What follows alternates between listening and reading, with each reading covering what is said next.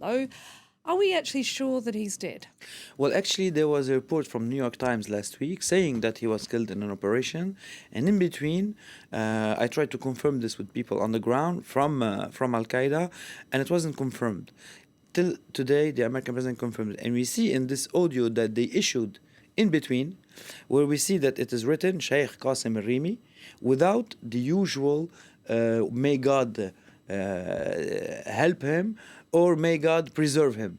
So may God help him or forgive him, no, meaning dead, and may God preserve him, meaning he's still alive. So it's a real something particular for jihadi groups not to say anything after the name of the person, of the leader, which makes us think that he might be actually dead, despite the fact that they didn't confirm it from their side.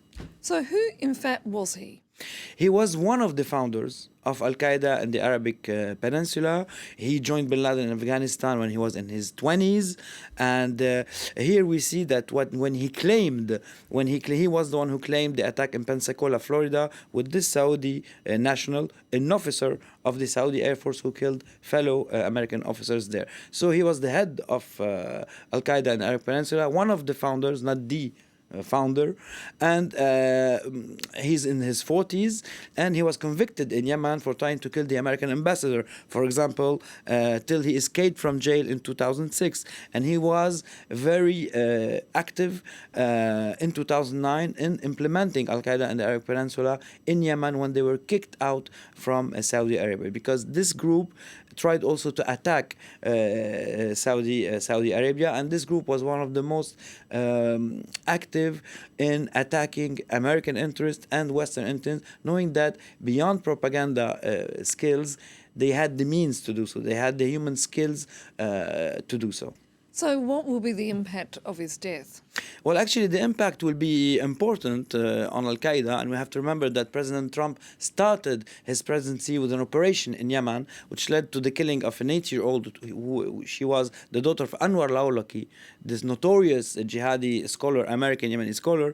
And then under Trump, Hamza bin Laden was killed, and then Abu Bakr al-Baghdadi of the Islamic State was killed, and lately Qasem Soleimani from the Quds Force, and then Qasem. So for President Trump, there will be an impact because he has all these names in his portfolio, if we may say so. For al-Qaeda, it will be important because he's not the first prominent leader to be killed. Wahishi was killed before him, was head of al-Qaeda. Nasr al-Ansi, who I interviewed a few years ago, was killed too in a drone attack.